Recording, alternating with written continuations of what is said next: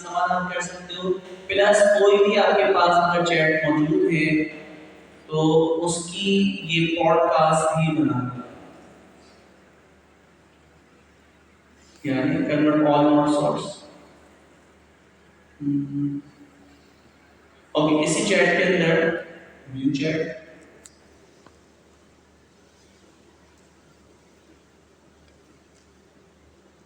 यहाँ पे हमारे पास अच्छा ऑप्शन नोट ये लो, वहाँ पे लिखा हुआ होगा जैसे कि शेयर पॉडकास्ट या कुछ इस तरह, क्रिएट पॉडकास्ट। तो मैं भी वो आपके 5 से 10 मिनट में प्रोसेस कर दें।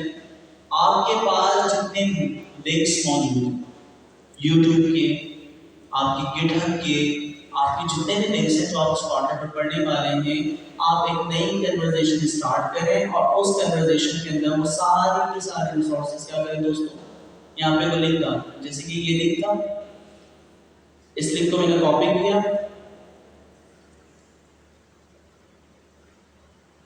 ठीक है, लिंक को यहाँ पे आपने क्या कर दिया, पेस्ट,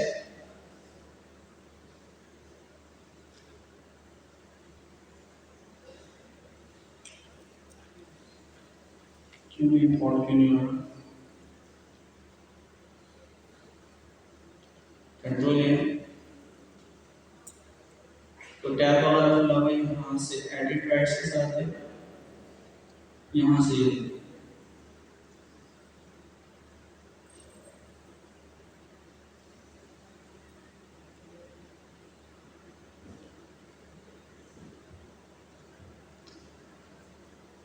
ये ना गूगल डॉक्स,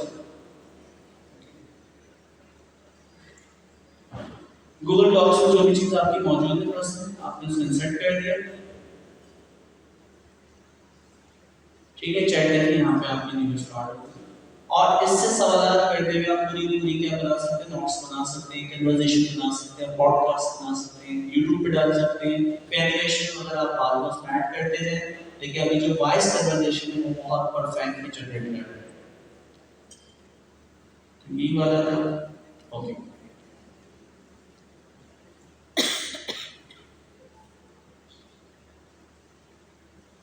ठीक है, तो अब इसको ना आप एक्सप्लोर करिए, पूरे पूरे टॉपिक यहाँ पे आ रही है, चीजें आ रही हैं, तो कहीं ना कहीं आपका क्या है ऑप्शन,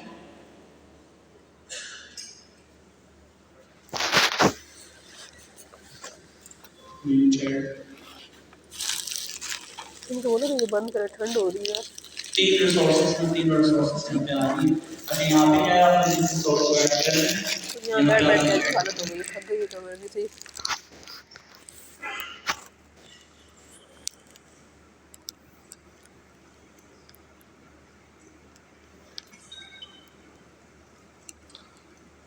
यहाँ मच्छर बड़े खतरनाक हैं, कितने लोगों को काट रहे हैं, अच्छा पता होना चाहिए, वरना स्प्रे वगैरह करवाना, ऐसा ना हो कि नेक्स्ट क्लास में आने के काबिल ना बचे। ओके तो इसमें यहाँ पे चीजें कर दी, चैट आपके स्टार्ट हो गई, चैट के बाद क्लोज चैट है, ये ठंड लग रही है, बंद कर दे, लिखिए कन्वर्सेशन क्रिएट आउटलाइन, ठंड लग रही है, तो बंद कर आप लोग से ढूंढ लिए, ठीक है। तो वो जो हमारी वीडियो बनी है वो वीडियोस के तहत बनी है, सिर्फ बताने का मकसद ये है कि दुनिया किस लेवल में पहुंच गई है, आप कोई चीज पढ़ाना समझाना पॉडकास्ट बनाना कोई मुश्किल काम नहीं, कुछ काम रह गए। अभी इन्होंने वॉइस के ऊपर काम किया है, आगे देखेंगे वो अवतार ले लेंगे, तुम कैरेक्टर ले लेंगे, वो आपस में कम्युनिकेशन करेंगे, विजुअलाइजेशन आ जाएगी। मैं भी बैकग्राउंड पे जिस टॉपिक के ऊपर बात कर रहे हैं उसकी एनिमेशन भी बना, तो ऐसे बहुत सारी वेबसाइट भी मौजूद है जो बाकायदा आपको एनिमेशन वगैरह भी बना के देती हैं।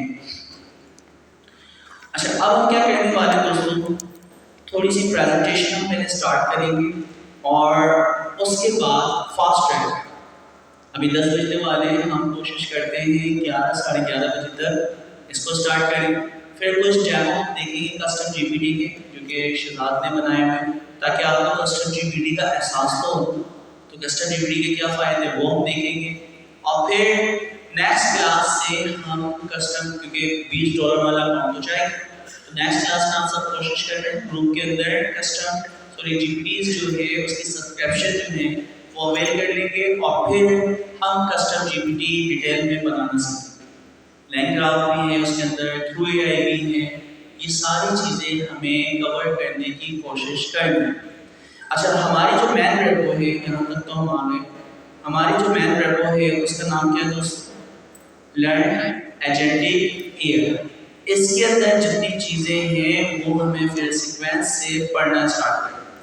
पाइथन तो आपने पढ़ ली। इसके अंदर जितनी चीज़ें हैं वो सारी चीज़ें तो हम सबसे पहले किससे स्टार्ट कर रहे हैं? -1 जो हमारे पास है स्टेप, या उसको हम 0 कह रहे हैं, वो आपके पास है प्रेजेंटेशन। और ये वही वाली प्रेजेंटेशन है जो भी सर्जिया ने हमें दी। ठीक है, तो यहाँ पर ले आइए ये प्रेजेंटेशन। तो प्रेजेंटेशन से पहले टॉपिक मींस प्रेजेंटेशन हम डायरेक्ट स्टार्ट नहीं कर रहे। जो सीक्वेंस हमने बनाई उसी को हम फॉलो कर रहे हैं ताकि हम स्टैंडर्ड में यहाँ पे हम आते हैं।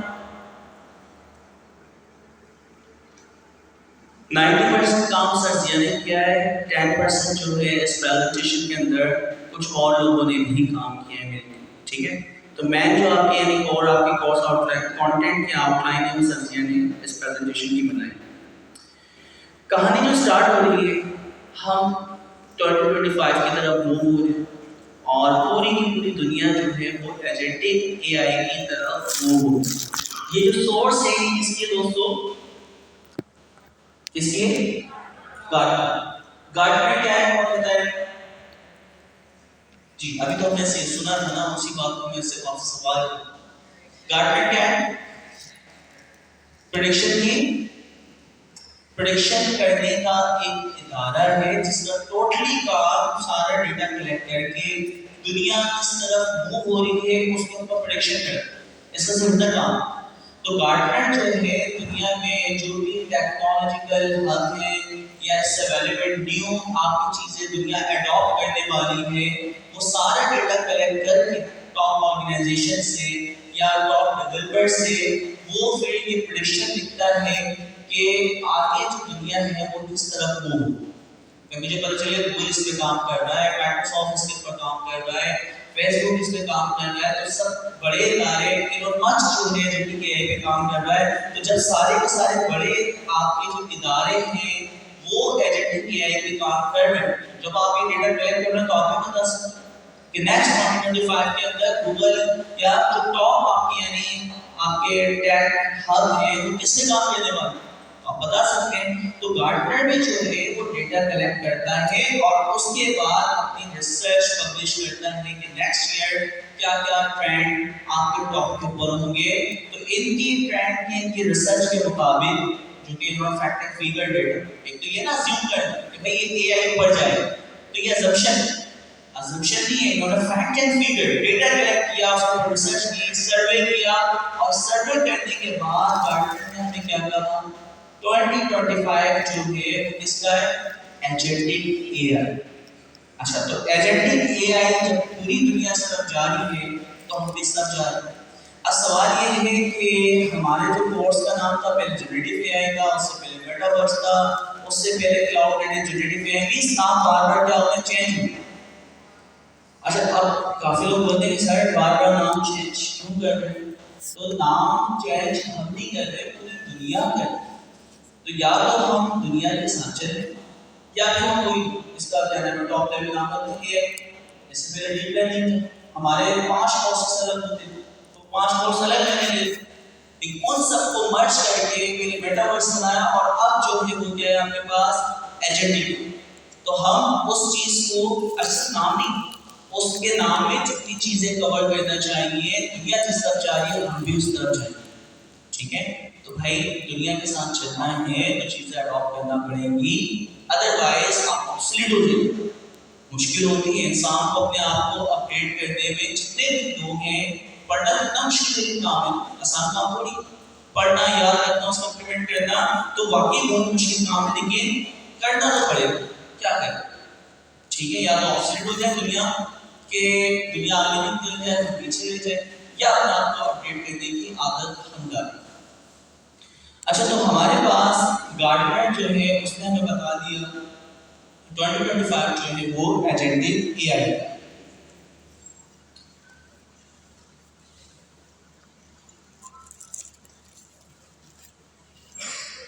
अच्छा, हम क्या कर रहे हैं एजेंटिक एआई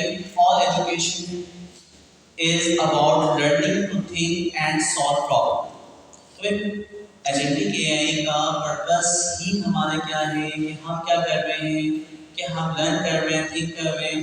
असल जो मकसद है वो क्या है आपके पास, सॉल्व प्रॉब्लम्स। आपके जितने भी सिस्टम हैं, चाहे एजुकेशन सिस्टम हो, बैंकिंग सिस्टम हो, आपके फार्मिंग हो, या कोई भी आप एग्रीकल्चर में आप बेतहाशा काम कर रहे हो, कोई भी, तो कोई काम करने का तरीका होता है, वो प्रॉब्लम है। उस प्रॉब्लम को सॉल्व करने के लिए हम अपने वर्कर्स को ट्रेन करते हैं, मैनेजर्स को ट्रेन करते हैं। तो यही सेम चीज हम जो भी चीज सीखते हैं उसका पर्पस क्या होता है, प्रॉब्लम सॉल्व करना। ठीक है, कोई भी एआई एजेंट्स वगैरह की इंफॉर्मेशन, एजुकेशन वगैरह हासिल करते हुए हम क्या करेंगे, प्रॉब्लम को सॉल्व करेंगे। Generative AI has changed the world in 2 हम ये चीज जानते हैं, दुनिया की सबसे बड़ी रेवोल्यूशन वो क्या है दोस्तों, इस वक्त एजेंटिक है। उसकी वजह इसने एजीआई अचीव कर ली।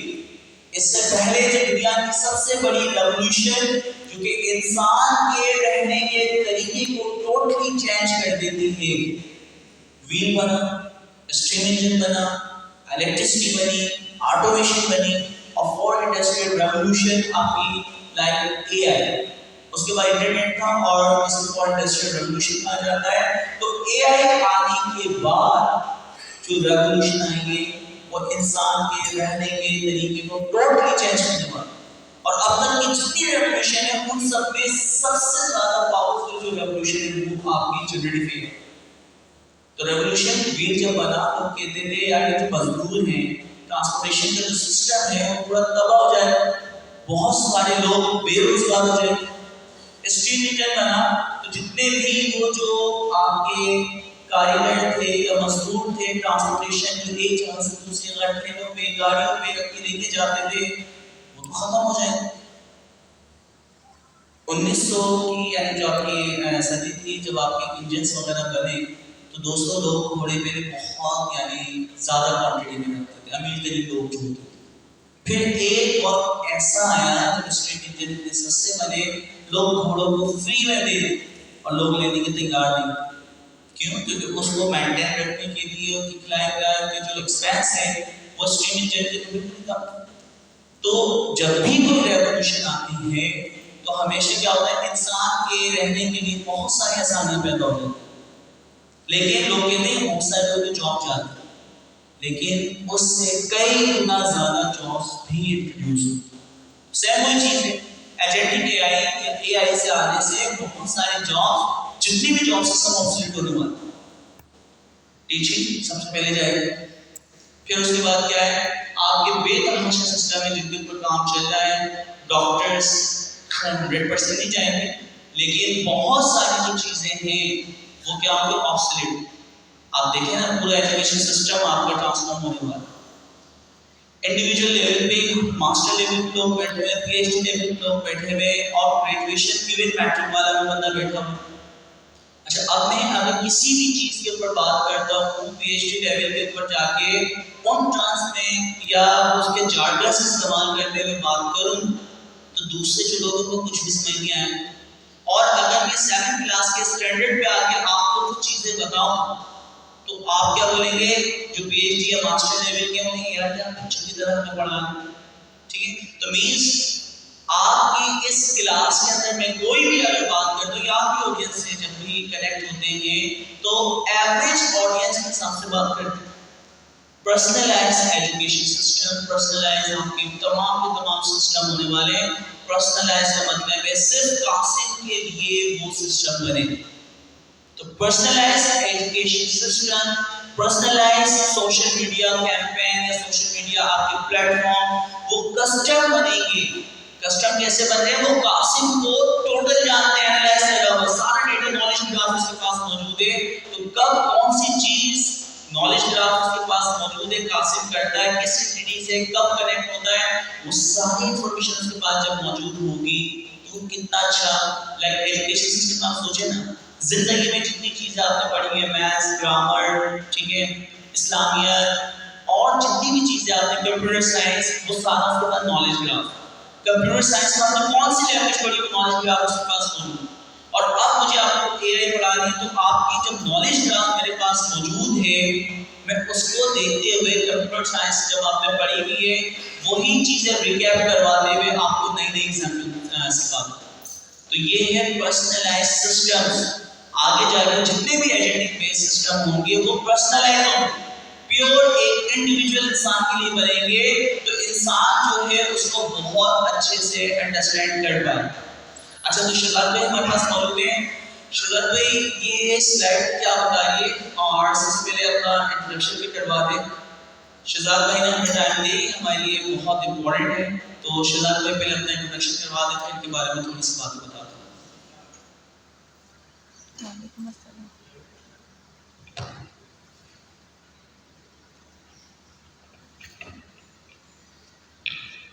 जी साहब, my name is Shehzad Anjum.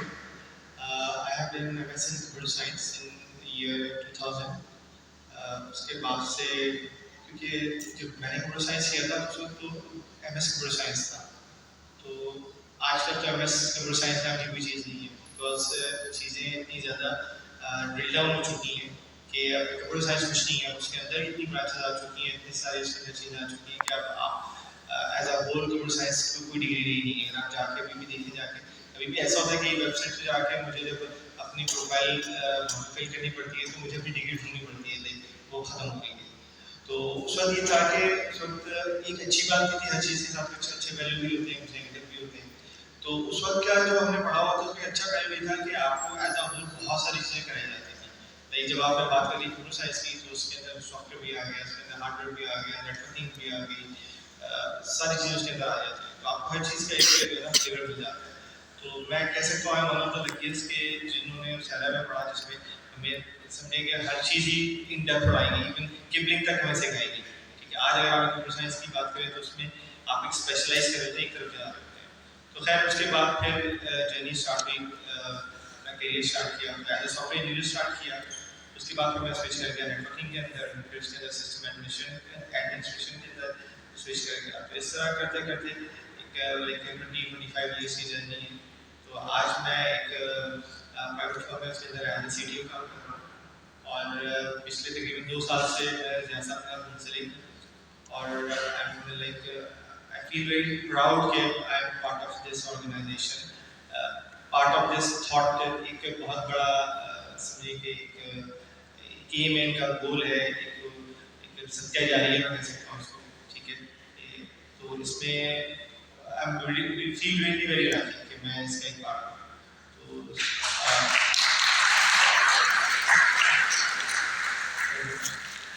अच्छा, इनिशियली जब मैंने PIAC ने डिफरेंट लॉन्च किए कोर्सेज, तो कुछ होते हैं लोग मेरी तरह जिनको हर चीज़ करने में शौक होता है, तो वो लेकिन उनके अंदर एक नॉलेज की हंगर होती है। तो पिछले कुछ समझे 5-10 साल से ना मैं कंफर्ट जोन में था। जब आप अपना प्रोफेशनल करियर स्टार्ट करते हैं तो पहले तो आप शुरू में आपकी स्ट्रगल ही होती है कि आप अपने आप को मनवा रहे होते हैं, अपने अपने काम को मनवा रहे होते हैं, अपने नॉलेज बेस को इम्प्रूव कर रहे होते हैं। तो फिर एक बार ऐसा आता है कि आपने जब अपने आप को मनवा लिया होता है तो आप लोग आपका ट्रस्ट करना शुरू करते हैं। फिर उसके बाद क्या होता है कि आपकी जो रूटीन जॉब होती है, तो मैं कहूँगा कि एक अच्छा प्रोफेशनल वो होता है जो अपनी रूटीन जॉब को जितना ऑटोमेट कर सके उसके लिए ज़्यादा बेहतर होता है। तो ऑब्वियसली बात है ना, बेकाम मुझे आके रोज़ करना पड़े, तो मैं ये सोचूंगा कि यार एक बेहतर ये है कि इसको मैं किसी तरीके से ऑटोमेट करूँ। तो फिर जब आप चीज़ों को ऑटोमेट करना शुरू करते हैं तो फिर एक टाइम ऐसा आ जाता है कि चीज़ें जो है ना वो मैक्सिमम ऑटो पे रन हो रही होती हैं। तो आपको जो है सिर्फ उनको सुपरवाइज करना होता है, दिन रोज आके देखना होता है, और चीज़ें जो है नॉर्मल चल रही होती हैं। तो बहुत सारे लोग हम में से जो है ना इसमें आके फंस जाते हैं और अपने करियर को मैं कहता हूँ एक तरीके से बर्बाद कर देते हैं। उसकी वजह ये है कि जब आप कंफर्ट जोन में आ जाते हैं ना, तो वहाँ पे अब आपके आके आपकी जो है ना फेलियर आपको स्टार्ट हो जाता है कि अब आपको उसमें सुकून मिल रहा होता है कि यार चीज़ें चल रही हैं तो मुझे मेहनत करने की क्या ज़रूरत है। बट द थिंग इज कि आपको इस ज़िंदगी में आगे चलने के लिए आपको वक्त के साथ चलना पड़ता है, टेक्नोलॉजी के साथ चलना पड़ता है। तो इत्तेफाक से मेरे किसी दोस्त ने बताया PIAC के बारे में, तो मैंने इसके बारे में पढ़ा देखा। तो एक तो वक्त वो था जब मैं बिल्कुल कंफर्ट जोन में था, कुछ भी नहीं कर रहा था। फिर जब मैंने इतने सारे देखे कि कोर्सेज लॉन्च हो रहे हैं जिसमें क्लाउड नेटिव है, AI है, ब्लॉकचेन है, और और उसके अलावा भी काफ़ी सारी चीज़ें हैं। तो मुझे रहा नहीं है, मैंने सब में इनरोल कर लिया। तो मैंने शुरू के जो 4 कोर्सेज थे उन सब में इनरोल कर लिया और सारी जो क्लासेस थी वो मैंने ऑनलाइन स्टार्ट की। उसके बाद फिर मेटावर्स लॉन्च हुआ तो मैंने इसमें 5वें में ऑन साइट में भी कर लिया। तो अल्हम्दुलिल्लाह वो 4 मैंने कंप्लीट कर लिए। उसके बाद फिर मेटावर्स में फिर कासिम साहब के साथ इनसे मैंने एआई पढ़ा, ठीक है। तो उसके बाद वो सारे 4 जो कोर्सेज थे जिसमें क्लाउड नेटिव था, उसके बाद आईओटी था, ब्लॉकचेन था और एआई था, ये सारे कंप्लीट हुए। उसके बाद फिर मैं मेटावर्स में इनके साथ शामिल हुआ। तो उसके बाद से मतलब लर्निंग एक प्रोसेस है कि जो जारी है और अब मतलब ऐसा नहीं कि ऐसा कोई दिन खाली नहीं है जिस दिन जो है कुछ एक नई लर्निंग नहीं हो रही और एक नई कुछ चीज़ें जो है हम एक्सप्लोर नहीं कर रहे। सो आप लोगों से भी गुजारिश करूँगा कि कभी भी अपनी लर्निंग को डिसकंटिन्यू मत कीजिए प्लीज़, क्योंकि जो रह जाता है पीछे अब तो वो हाल रह गया कि अगर लेट से अगर आप एक हफ्ता पढ़ना छोड़ देना तो आपको ऐसा लगता है कि दुनिया बहुत आगे निकल चुकी है। तो अल्हम्दुलिल्लाह एक सोच आई और मैं इस ऑर्गेनाइजेशन का पार्ट बन गया, इस सोच का पार्ट बन गया। तो I am very proud of it, ठीक है। तो अब ये है कि पहले जो था वो एज अ स्टूडेंट मैं चल रहा था इनके साथ, अब एज अ फैकल्टी इनके साथ चल रहा हूँ और I am really feel very proud कि मैं इनका एक पार्ट हूँ। और ज़िया साहब जैसे लोग, सर कासिम जैसे लोग बिलीव करने ढूंढने से नहीं मिलते। टीचर आपको बहुत मिल जाएंगे, लेकिन जहाँ बात आती है ना एक मुखलिसपन की, तो वो बात आपको कम मिलती है। टीचर मिलते हैं आपको, टीचर एज प्रोफेशनल मिलते हैं, ठीक है। आपको टीचर एज अ मेंटोर बहुत कम मिलते हैं, ठीक है। टीचर एज अ फ्रेंड बहुत मिलते हैं। मेरे साथ बैठे हुए इसलिए भी तारीफ नहीं कर रहा, बट आप यकीन माने कि 4-4 घंटे की क्लासेस लेके बाहर निकलते हैं और स्टूडेंट उनको लेके घंटा-घंटा खड़े रहते हैं, ठीक है। और इंतजार कर रहे होते हैं पीछे लोग, और ये कभी भी उन्होंने किसी को जान छुड़ाने वाली बात नहीं की, ठीक है। हमेशा हर एक को उन्होंने इंडिविजुअल एड्रेस किया, एक बात को सुना है, उसको एक्सप्लेन किया है और उसकी जब तक तसल्ली नहीं हुई ना वो शायद जाना चाहो ये नहीं जानते। कहते हैं पहले एक दफा यहाँ से ना, जब भी मेरे से पास से जाओ तो सेटिस्फाई हो गया, ठीक है।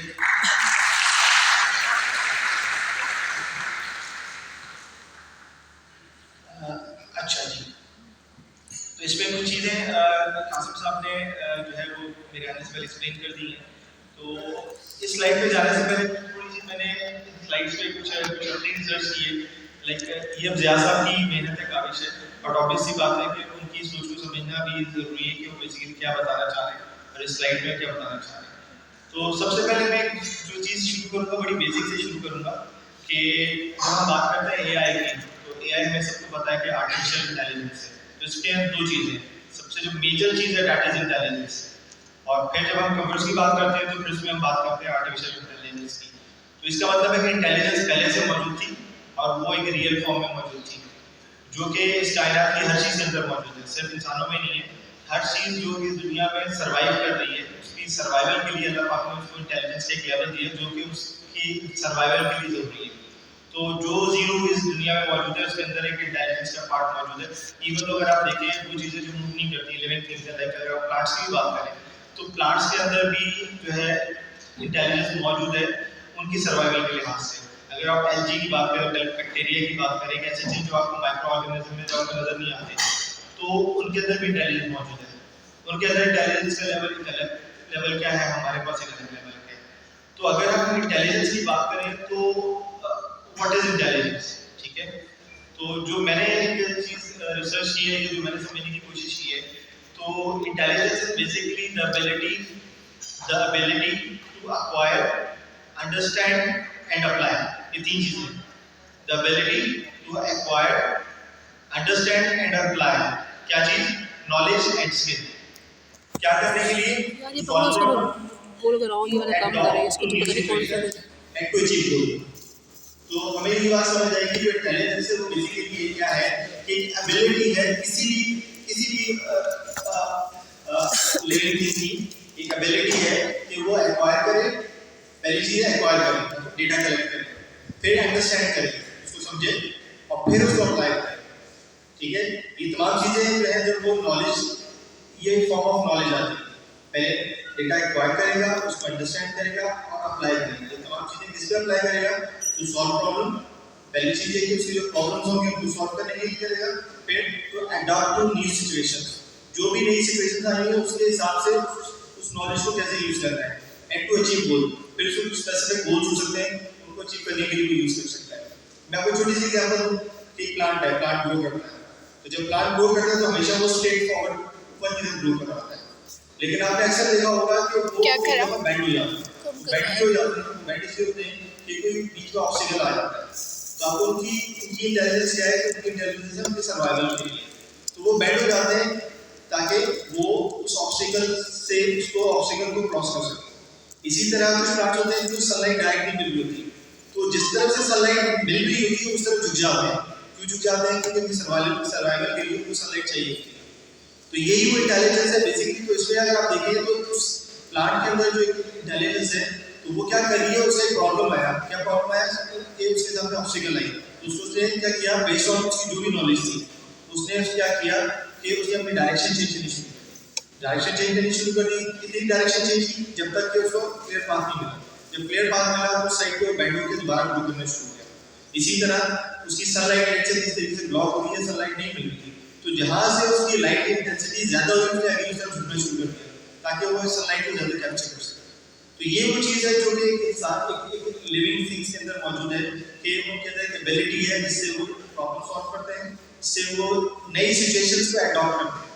देख रहे हैं इस दुनिया के अंदर जो इकोसिस्टम है उसके अंदर बहुत सारी स्पीशीज हैं जो कि एक्सटिंक्ट हो चुकी है, खत्म हो चुकी है, तो इसके अंदर बेसिकली वही स्पीशीज सर्वाइव करती है। तो बेसिकली ये रेस है वो है रेस फॉर द फिटेस्ट, जो फिट रहेगा, जो सिचुएशन के हिसाब से, एनवायरनमेंट के हिसाब से अपने आप को चेंज करता है, अडॉप्ट करता है, वो सर्वाइव करता है। जो चेंजेस को अडॉप्ट नहीं करता वो एक्सटिंक्ट हो जाता है, बहुत सारी जो आपकी स्पीशीज है वो खत्म हो जाती है। ठीक है, तो बेसिकली इंटेलिजेंस है कि आप नॉलेज एक्वायर करें, उसको अंडरस्टैंड करें और उसको अडॉप्ट करें प्रॉब्लम सॉल्विंग के लिए, नई सिचुएशंस के हिसाब से उसको मोल्ड करने के लिए, और फिर जो आपके स्पेसिफिक टास्क हैं उनको अचीव करने के लिए। So like this was the intelligence. तो अगर हम इसी चीज को लेके चले एआई के अंदर, आर्टिफिशियल इंटेलिजेंस, मतलब अब इसमें काम ये है कि हम इंटेलिजेंस ह्यूमंस में मौजूद थी, अब इंसान ने, ह्यूमंस ने मशीन, सबसे पहले हम ये समझे कि ह्यूमंस ने मशीन क्यों जाती, ह्यूमंस ने मशीन इसलिए जाती कि लाइक मैं अपनी एग्जाम्पल में एक काम को मुझे अगर तीसरी दफा करना पड़ेगा तो मैं तीसरी दफा नहीं करता, मैं ये कहता हूँ कि यार मुझे काम तीसरी दफा क्यों करना पड़ रहा है, तो मैं ये क्यों करूँ, लाइक मैं इस काम के लिए तो नहीं, ये इस काम के लिए तो इंसान मशीन बनाता है, मशीन इसलिए बनाता है कि एक टास्क को जो रिपीटेडली कर रहा होता है तो वो अपना टास्क जो है क्या कर देता है, वो डेलीगेट कर देता है किसी मशीन को, उसको सिखा देता है या उसको उसके ऊपर ट्रेन कर देता है। तो जब हम बात करते हैं एआई की, तो जब इंसान ने बहुत सारी मशीन बना ली, मॉडल्स बना लिए, तो उसके फिर दिमाग में ये बात की है कि यार कुछ एक चीज ऐसी भी बनाई जाए जो कि ह्यूमन की तरह एट अ सर्टेन लेवल जिसके अंदर इंटेलिजेंस मौजूद हो और जो कि कुछ डिसीजन एट इट्स ओन कर सके। ठीक है, तो ऑब्वियसली बात हम उसको सारे के डिसीजन तो नहीं हम करवा सकते ना करवाते हैं, तो जिसके सेफ जोन के अंदर रहते हुए जो हमें पता है कि यार इसके अंदर जो जोन के अंदर रहते हैं, फ्रेम के अंदर रहते हुए जो भी डिसीजन करेगा इससे किसी को हार्म नहीं होगा।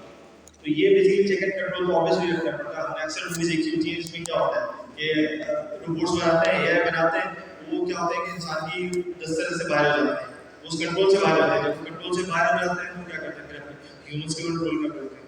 तो ऑब्वियसली हम इंसान ने यही सोचा कि हम मशीन तो बना ली, लेकिन मशीन को थोड़ा सा इनके अंदर ऑटोनोमस जो है ना वो एक एलिमेंट ऐड किया जाए कि किसी लेवल से मतलब हमारी मतलब उंगली पकड़े ना चलाना पड़े, एक चीज सिखा दे और फिर उस चीज को रिपीटेटिवली करना शुरू कर दे। तो बेसिकली एआई में हमने क्या किया, एआई में हमने वही चीज जो कि इंसान करता था, जो मैंने आपसे बात की कि व्हाट इज इंटेलिजेंस, तो ह्यूमंस ने वही इंटेलिजेंस जो उसके पास थी उसने उसी तरीके से मशीन के ऊपर भी वही चीज इंप्लीमेंट करनी शुरू की।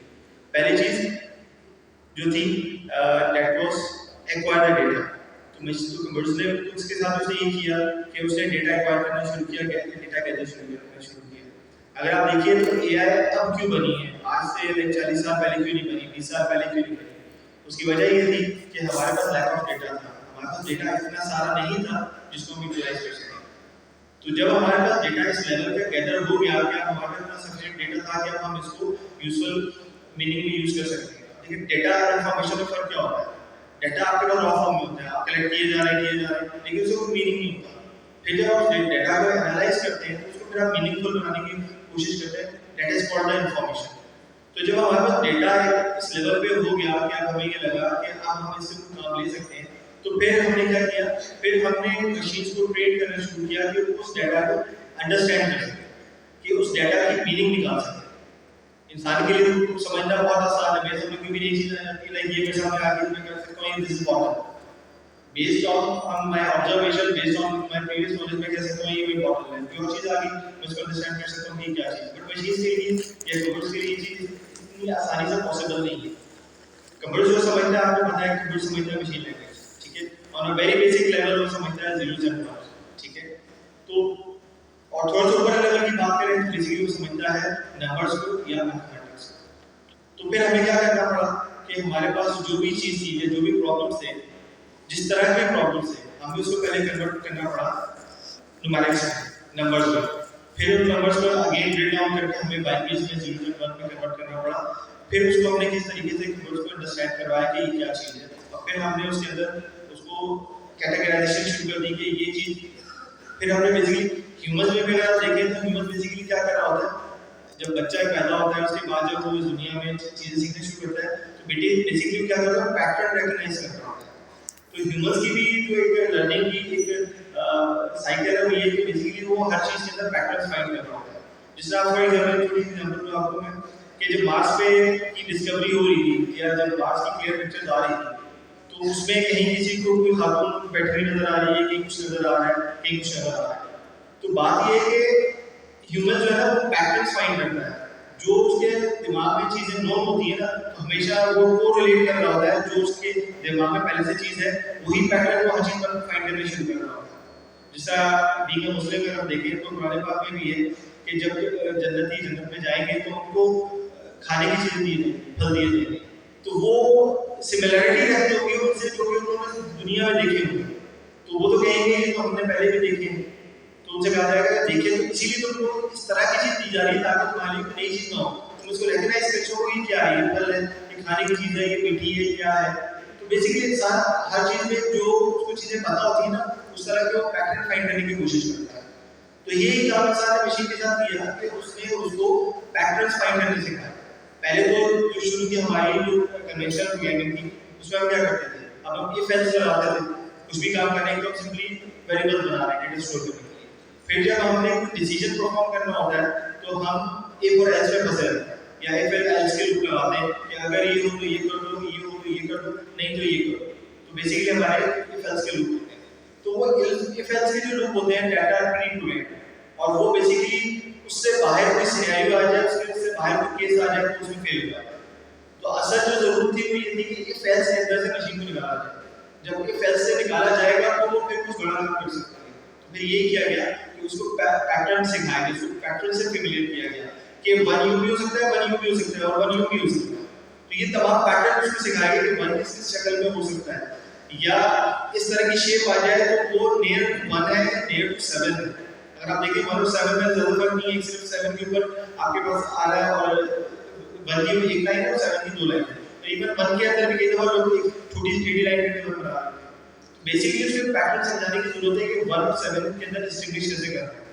तो हर तरह के लोग 10 तरह के लोग 100 तरह के लोग हैं तो 100 डिफरेंट तरीके से लिख सकते हैं। तो उसको ये बताना कि इस तरह का जो पैटर्न है डेट इज कॉल्ड टू, या ये कैटेगराइज ओवर टू। तो ह्यूमंस ने क्या किया, पहले डेटा कलेक्ट किया, डेटा कलेक्ट करने के बाद फिर उसने मशीन को पैटर्न सिखाने शुरू किए, उसको पैटर्न रिकॉग्नाइज करना शुरू किया। उसके बाद मजीद उसके अंदर इंप्रूवमेंट आनी शुरू होगी और फिर डिफरेंट हमारे पास एल्गोरिथम्स बने, डिफरेंट बहुत सारी टेक्निक्स बनी, जिससे इंसानों ने क्या किया कि मशीन को इस काबिल कर दिया कि उसके पास एक लेवल ऑफ अंडरस्टैंडिंग आ गई, जिससे उसने चीज़ों को रिकॉग्नाइज करना शुरू कर दिया। जब चीज़ों को रिकॉग्नाइज करना शुरू कर दिया उसके बाद फिर हमने उससे फिर इन्फॉर्म डिसीजंस लेने शुरू कर दिए। अब फॉर एग्जांपल सिंपल सी बात है, अगर आप देखें शुरू में अगर आप बात करें एनएलएम जो है नेचुरल लैंग्वेज मॉडल है, तो नेचुरल लैंग्वेज मॉडल के अंदर आप चैटजीपीटी पे जाएं तो उसको जाके आप कन्वर्सेशन स्टार्ट करें तो उसे आप बताएंगे माय नेम इज शहजाद, मैंने उसको एक दे दिया तो ये बेसिकली उसने अपनी मेमोरी स्टोर कर दिया। उसने कहा hello nice to meet you Shahzad. उससे मैंने कहा व्हाट इज माय नेम, तो उसने जो बेस्ड ऑन द इंफॉर्मेशन जो मैंने उसको बताई थी उसने कहा योर नेम इज शहजाद। अब मैं उसे कहता हूं व्हाट इज माय नेम, मैं उसको बोलूं मैं कि व्हाट माय नेम तो भी मुझे बता देगा। अगर मैं उसे बोलूं माय नेम क्वेश्चन मार्क तो भी मुझे बता देगा। तो ये बेसिकली क्या है, ये बेसिकली मतलब आप लकीर का फकीर नहीं है कि आप एग्जैक्ट वही कोड देंगे तो ही आपको जवाब देगा। वो पैटर्न फाइंड कर रहा है, पैटर्न मैच कर रहा है, समझने की कोशिश कर रहा है कि आप सवाल क्या कर रहे हैं। तो आप जितने मर्जी तरीके से उसको सवाल दे दें, एक ही सवाल को आप 50 तरीके से दे देंगे, लेकिन वो कॉन्टेक्स्ट समझ जाएगा कि आप पूछना क्या चाह रहे हैं। तो असल जो हमारी अचीवमेंट थी या असल जो बेसिकली एआई की जो असल क्रक्स है मैं कहूँगा वो ये है कि सबसे पहली जो चीज़ अचीव की वो ये अचीव की कि वो अंडरस्टैंड है। इवन तो कि आप स्पेलिंग मिस्टेक भी कर देंगे तो भी पैटर्न फाइंड करेगा कि ये क्या वर्ड कहने की कोशिश कर रहा है। ठीक है, तो असल जो पहला भी कहूँगा जो पहला गोल अचीव किया, ये जो पहला माइलस्टोन चीज किया, दैट वाज के वो रिकॉग्नाइज कर सके या उस चीज को समझ सके कि हम उससे पूछना क्या चाह रहे हैं। तो पहली चीज तो ये अचीव होगी कि हम उससे पूछना क्या चाह रहे हैं। जब ये चीज अचीव होगी तो फिर उसके बाद तो data like sky is the limit. ठीक है, ज़िया साहब ने कुछ टाइम पहले क्लास में कहा कि ये जो दौर है ये दौर जवाब का नहीं है। जवाब देने के लिए आपके पास लाखों लोग मौजूद हैं, लाखों सोर्स मौजूद हैं। The thing that is important today is to ask the right question। आज का जो दौर है वो क्वेश्चन पूछने का दौर है। और उसके ऊपर टॉपअप किया कासिम साहब ने कि हमारा इस्लाम ये कहता है कि तुम सोचते क्यों नहीं हो, तुम तहकीक क्यों नहीं करते, तुम समझते क्यों नहीं हो। तो ये जो सोचना, समझना, तहकीक करना है और इस यूनिवर्स को समझना है, तो इसका जो सबसे पहले इनिशियल चीज है दैट इज द क्वेश्चन। कि दिमाग में क्वेश्चन अराइज होगा तो आप पूछेंगे, तो आप तहकीक करेंगे। इस दुनिया का सबसे पुराना इल्म, अगर आपको पता हो कि इस दुनिया का सबसे पुराना जो इल्म है दैट इज फिलोसफी। मतलब और कोई इल्म नहीं है, सबसे पुराना इल्म आप देखिए जो नून इल्म सबसे पहला जो है जिसमें आपका एरिस्टोटल था और उसके अलावा अरिस्टो कहते हैं, सुकरात कहते हैं और अफलातून कहते हैं। ये सारे लोग जो है ये फलसफी लोग थे, फलसफा के लोग थे और ये सारे फिलोसोफर थे। फिलोसोफर बेसिकली क्या करता है? फिलोसोफर हमेशा सवाल के पीछे भागता है। जो फिलोसफी थी that is the science of existence. Philosophy के जो एक्चुअल थी ना जी, वो फिलोसफी स्टार्ट हुई, फिलोसफी स्टार्ट हुई कि ये दुनिया क्यों एग्जिस्ट करती है, ये दुनिया कैसे एग्जिस्ट करती है, मैं एग्जिस्ट करता हूँ, इसकी क्या प्रूफ है, क्या खुदा एग्जिस्ट करता है, इसका क्या प्रूफ है। तो बेसिकली देखिए ये सब क्या सवाल आते हैं। तो जिस तरह जैसा देखा कि आज की जो दुनिया ना that is the world of question. आपको अगर राइट क्वेश्चन पूछना आता है ना तो आप सक्सेसफुल हैं। अगर आप देखें जो लोग गूगल यूज करते हैं तो कुछ लोग हैं जो गूगल से अपना काम निकाल लेते हैं, कुछ लोग होते हैं वो मतलब सर अपना टकरा थक जाते हैं पर उनको जवाब नहीं मिलता, कुछ लोग को फर्स्ट अटेम्प्ट में मिल जाता है। तो उन दोनों में फर्क क्या है? दोनों में फर्क ये है कि एक को सवाल पूछना आता है, एक को सवाल नहीं पूछना। तो अगर आप एआई की बात करेंगे, आप इससे आगे की कन्वर्सेशनल इसकी बात करें, चैटजीपीटी की कोई बात करें, तो उसमें भी basically the thing that matters is कि आप उससे सवाल कैसे पूछते हैं। जितना आप अच्छा सवाल पूछेंगे उतना आप अच्छा प्रॉम्प्ट मिलेगा, उतना आप अच्छा जवाब मिलेगा।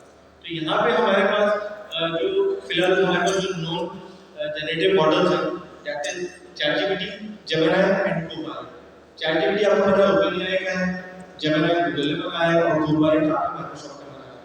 अब इसके अंदर एक जो चीज जो मोस्ट इंपॉर्टेंट है वो जो शायद आपने गौर ना की हो दैट इज जनरेटिव एआई। तो बेसिकली यहाँ पे जनरेटिव से क्या मुराद है? जनरेटिव से ये मुराद है कि जनरेटिव एआई और नॉर्मल एआई में फर्क क्या है? नॉर्मल एआई में क्या होता है कि आपके पास आप मॉडल्स को ट्रेन करते हैं, आपके पास डाटा होता है, डाटा को लेके आप एक मॉडल को ट्रेन करते हैं। मॉडल को ट्रेन करने के बाद फिर क्या होता है कि आप उससे क्वेश्चनिंग करते हैं। जब आप क्वेश्चन करते हैं based on the knowledge you have provided and based on the knowledge, देखिए एक तो होगी नॉलेज और एक होगी वो पैटर्न जो आपने उसको सिखा दिए। एक तो डायरेक्ट है कि आप फॉर एग्जांपल एक डेटाबेस है, डेटाबेस से आप क्वेरी करें, आप जैसे डेटाबेस से क्वेरी करेंगे आपका रिजल्ट आता है। ये तो एक सिंपल फॉर्म है, ये जिसको हम कहेंगे डेटा रिट्रीवल, इसमें कोई डायलिसिस नहीं है। लेकिन दूसरी जो चीज होती है हमने एआई में सीखी that was the pattern finding and pattern matching and understanding the question. ठीक है, तो उसके अंदर एक तो ये चीज थी कि आपने उस मॉडल को एक स्पेसिफिक चीज पर ट्रेन कर दिया। आप जिस चीज पे आपने ट्रेन कर दिया, फॉर एग्जांपल आपको एक सिंपल एग्जांपल दो, ये बॉटल है, ठीक है, ये प्रोडक्शन लाइन के अंदर ये बॉटल बन रही है। अब मैंने इस प्रोडक्शन लाइन के अंदर जो फॉल्टी बॉटल्स हैं उसको मैंने फाइंड कर लिया। अब फॉल्टी बॉटल्स में बहुत सारी चीजें होती हैं, इसमें डेंट भी हो सकता है, इसमें क्रैक भी हो सकता है, इसका ऊपर से लिड भी है, वो कैप भी है, हो सकता है। अब ये चीजें क्या मैं इसको ट्रेन करा दी कि ये इसके अंदर ये deformation, this is the dent, this deformation is the crack and this is deformation is the missing part. ये मैंने इसको ट्रेन कर दिया। तो वो क्या कर रहा है, जैसे प्रोडक्शन लाइन में इमेज कैप्शन एक एसिड लगा हुआ है तो वो उसको कैप्चर कर रहा है, तो जैसे ही उसको क्रैक नजर आता है उसको साइड पे कर देता है कि इसमें क्रैक है, जिसमें डेंट आता है उसको साइड पे कर देता है कि इसमें डेंट है, जिसमें कैप लगाया है उसमें वो कह देता है कि इसमें जो है इसमें कैप नहीं है। सो लाइक ये है कि हमने एक मॉडल को ट्रेन कर दिया, उसको समझ आ गया आपकी बॉटल इस तरह है, इस तरह है, इस तरह है, वो पैटर्न मैच को देख लेगा, ठीक है, कि ये बॉटल है और उसमें ये डिफेक्ट मौजूद है। ये तो एक सिंपल वो था जिसमें हमने मॉडल ट्रेन करके उसे काम लेना शुरू किया। लेकिन जब आप बात करते हैं जनरेटिव एआई की, तो जनरेटिव एआई बेसिकली पैटर्न्स पे तो काम कर रहा होता है, इन द बैकग्राउंड चीजें तो ही चल रही है, लेकिन उसमें अंदर बेसिकली क्या होता है कि based on the given information वो नई चीज जनरेट कर रहा होता है। आपने जो दिया वही आपको नहीं दे रहा, बल्कि आपने जो दिया है उसको समझ के एक नई चीज जनरेट करके दे रहा है।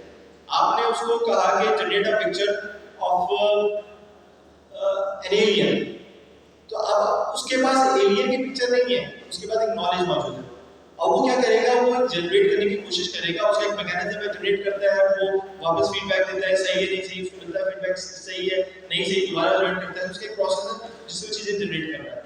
इसी तरह अगर टेक्स्ट की बात करें हम उसे कहते हैं कि write a summary on AI या write a paragraph of 500 lines on AI, तो वो बेसिकली क्या करेगा, वो कोई कहीं से कॉपी पेस्ट करके नहीं ले आएगा, based on the information given, based on the training, वो क्या करेगा, जनरेट करने की कोशिश करेगा।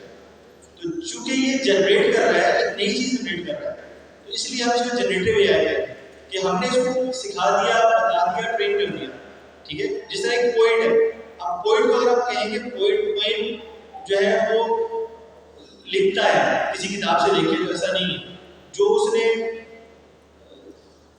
14 साल की स्कूलिंग या 16 साल की स्कूलिंग की है, वो उसने जो नॉलेज है उसमें से उसने पढ़ा इसलिए वो लिख के पोएम लिख रहा है, ऐसा नहीं है।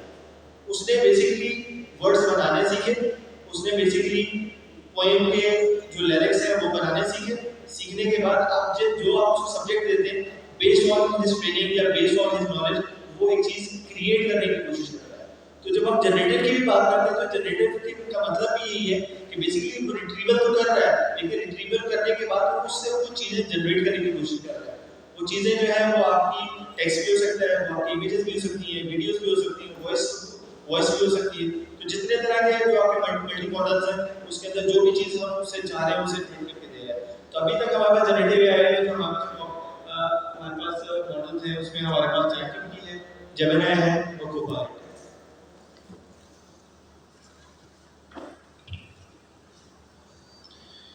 ओके दोस्तों, तो ये हमारे फ्रंटियर मॉडल्स क्या और सारी की सारी जो चेंजेस हुई है। आपको पता है नवंबर 2022 के बाद जब AGI का लेवल 1 अचीव हुआ, और लेवल 1 क्या था दोस्तों, चैट।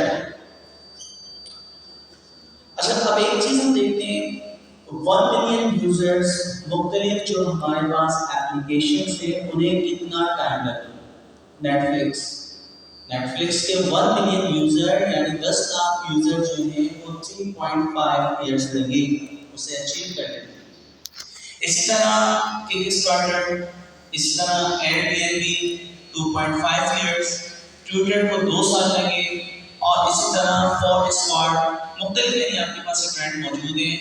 हम यहाँ पे देखते हैं चैटजीपीटी 2022 में जैसे ही लॉन्च हुआ, इसकी हाइप इतनी ज्यादा हुई क्योंकि AGI का लेवल 1 अचीव हुआ, तो दुनिया में एक अलग से धूम उठ गई कि ये हुआ क्या है।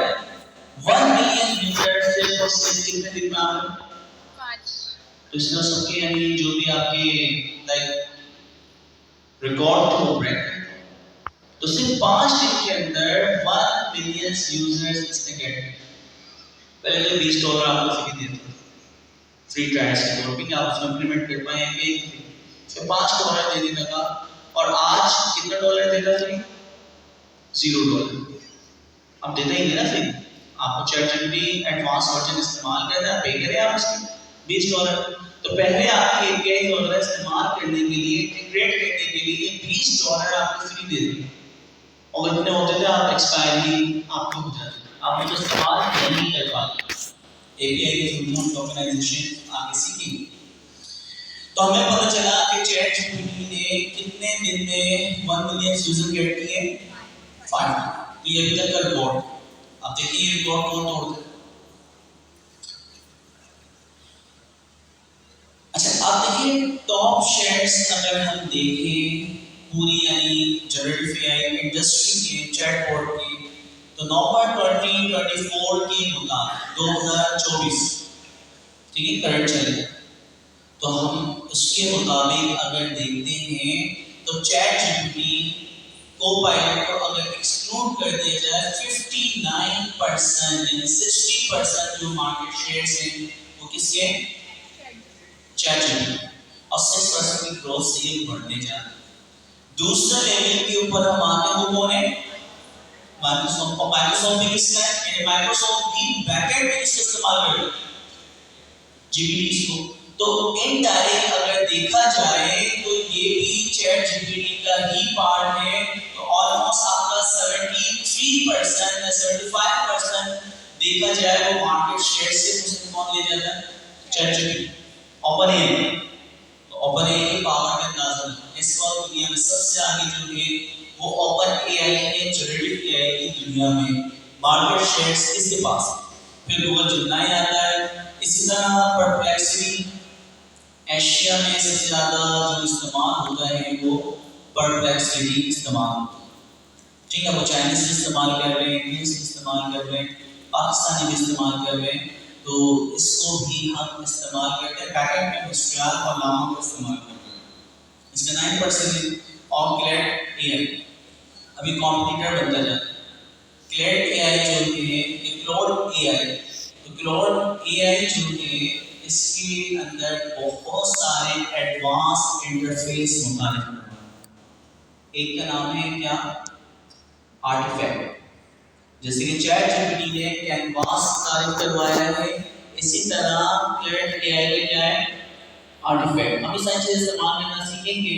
तो आर्टिफैक्ट में क्या होता है कि आप डायरेक्टली कहते हैं कि मुझे एक वेबसाइट बनानी है जो कि पर्टिकुलर स्कूल मैनेजमेंट सिस्टम पे काम कर रही है, उसका फीस भी कलेक्ट कर दिए, बैकएंड के ऊपर ग्राफ डेटाबेस इस्तेमाल कर दिए, जितनी चीज आपकी रिक्वायरमेंट है आप उसको बताएं, वो आपके लिए पूरी की पूरी नेक्स्ट.जेएस के ऊपर टाइपस्क्रिप्ट को इस्तेमाल करते हुए पूरी की पूरी एप्लीकेशन बना के डिप्लॉय करके उसका ट्यूटोरियल आपको दे देंगे। तो इतना पावरफुल टूल आपके पास मौजूद है। तो कैनवास आपका ओपन एआई का है, अगर मैं आपको दिखाऊं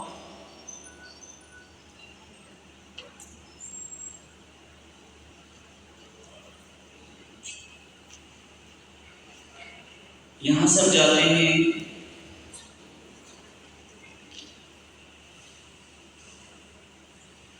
क्या है चैट जीपीटी में कैनवास। तो यहां पे कैनवास की मदद से अगर मैं कहता हूं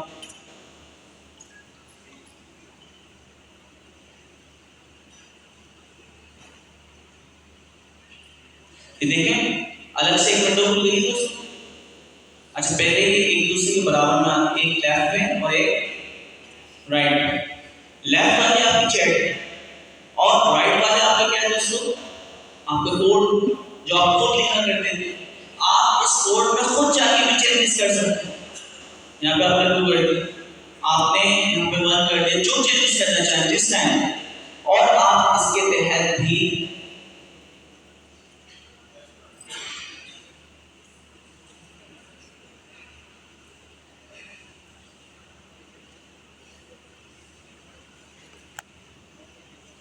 तो आपके कोड को दोबारा से रिव्यू करना और देखें फंक्शन ऐड करके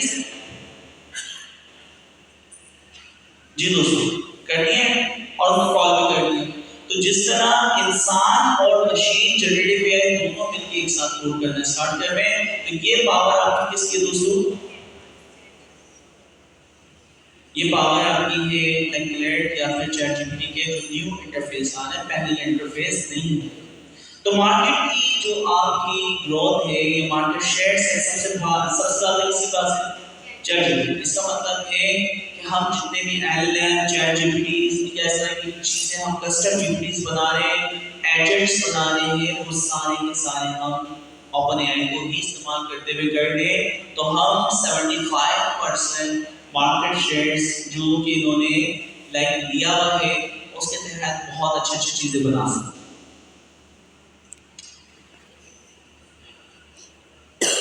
एआई की मुख्तलिफ वेबसाइट वेव्स का मतलब क्या है? हाई। कि भाई एआई एकदम से लोगों में पॉपुलर होना स्टार्ट हुआ। इसे हम विंटर्स भी कहते हैं, एआई के विंटर्स हैं। इसको हम वेव कह रहे हैं या विंटर्स कह रहे हैं। विंटर्स या वेव से क्या मुराद है? जैसे एक हवा का झोंका एकदम से आता है और एकदम से खत्म हो जाता है। ठीक है, पानी की जो आपकी यानी वेव्स एकदम से आती है और उसके बाद खत्म हो जाती है।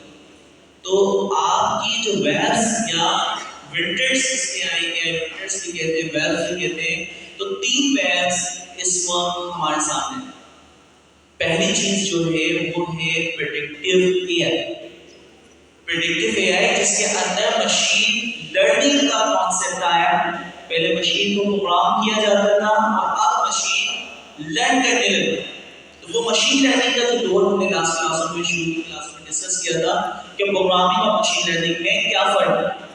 तो पहला जो दौर था, इंसान सारी की सारी चीजें प्रोग्राम किया करता था, लेकिन फिर दौर चेंज हुआ और वो दौर किसका आया?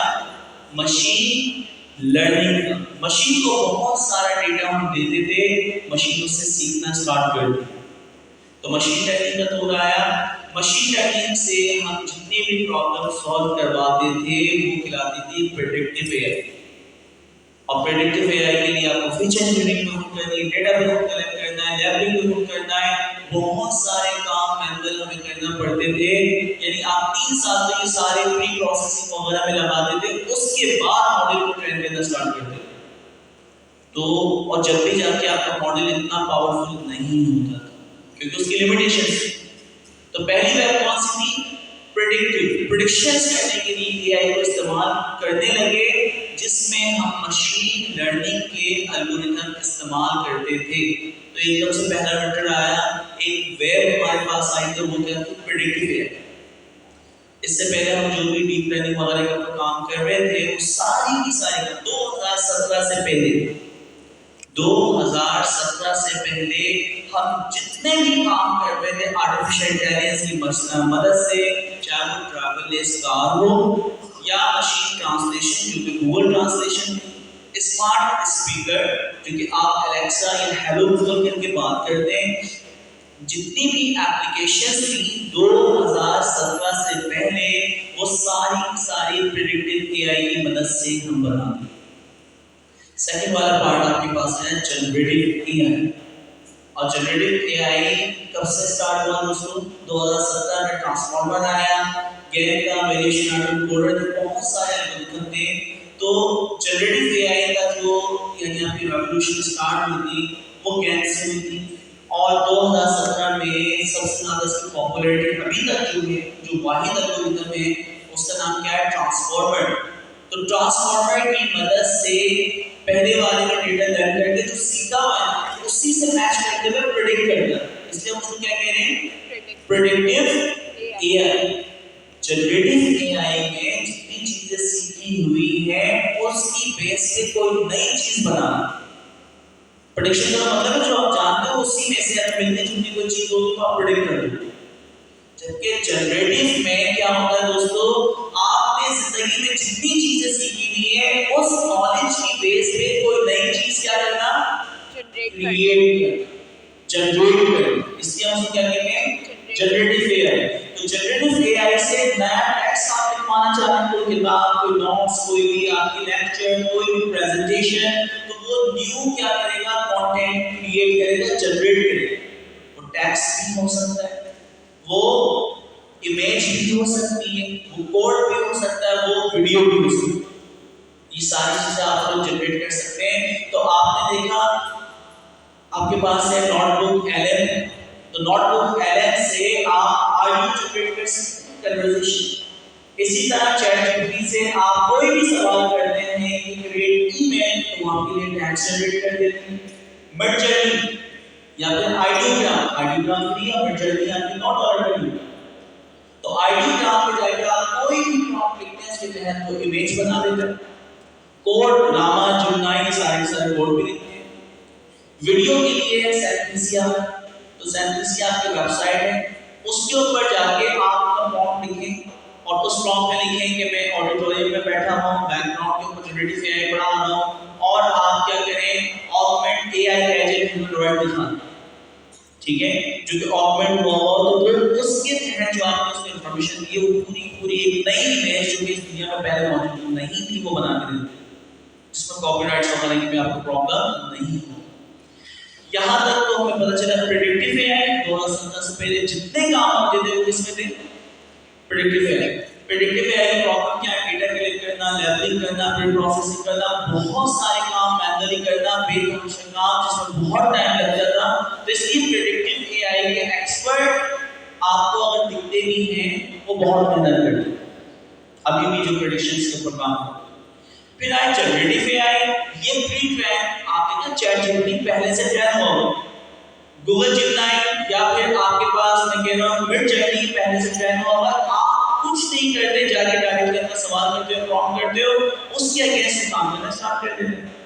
तो इसके ऊपर क्या इसको इस्तेमाल करने वाली यूजर को कोई मेहनत करना पड़ रही है नहीं, सीधा सीधा एलएलएम को एपीआई के जरिए आप कनेक्ट कर दें। तो जनरेटिव एआई को इस्तेमाल करना डेवलपर्स के लिए, प्रोग्रामर्स के लिए, यूजर्स के लिए बहुत आसान है। इस वजह से हम जनरेटिव एआई की जो वेब है वो कब स्टार्ट हुई है, आपकी 2 साल पहले। वैसे तो 2017 से इसके ऊपर काम, 2015 से ओपन एआई काम कर रही थी और 2017 में गूगल आपका क्या है ट्रांसफॉर्मर्स यानी रिसर्च पेपर आपके पास आता है और उसके बाद जितने भी आप एलएलएम्स देख रहे हैं उन सब के बैकएंड के ऊपर क्या है ट्रांसफॉर्मर। ट्रांसफॉर्मर अभी हम देखते हैं क्या है, बहुत आसान है। तो ये चीजें आपकी क्रिएट कर। अब जो बात हो रही है एजेंटिक एआई, 2024 के स्टार्ट या मार्च के अंदर हम बात करते हैं, एजेंटिक एआई का वर्ड एकदम से उठना स्टार्ट हुआ। उस वक्त हमें समझ ही नहीं आ रहा कि एजेंट से क्या होगा, इसकी कोई डेफिनेशन इसको क्लियर नहीं थी। सिर्फ आपका क्या नाम है एंड्रयू एंज ने ये वर्ड इस्तेमाल किया था एजेंटिक एआई, फिर इंडस्ट्री ने वो वर्ड अडॉप्ट कर लिया और अब वेब के ऊपर जितना भी काम हो वो क्या है एजेंटिक एआई।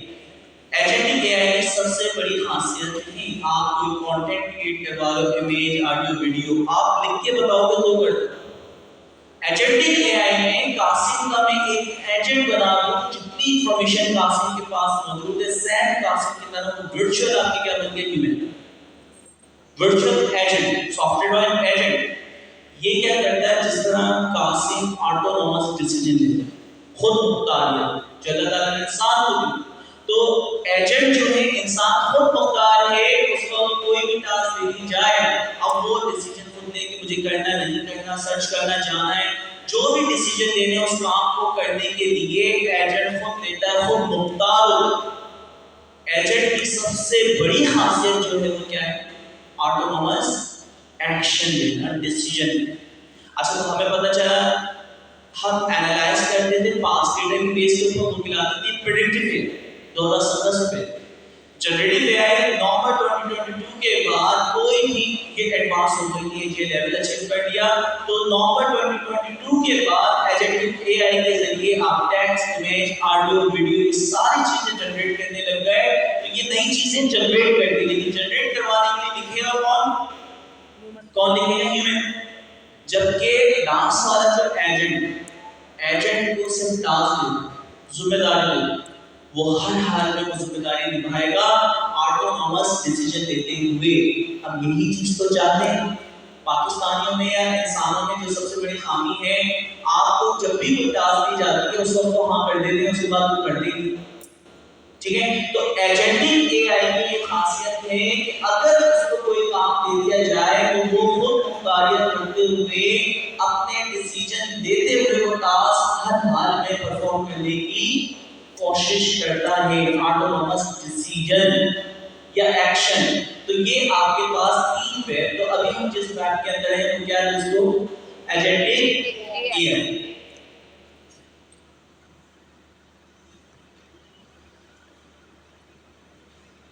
अच्छा शिफात भाई इसको देखिए,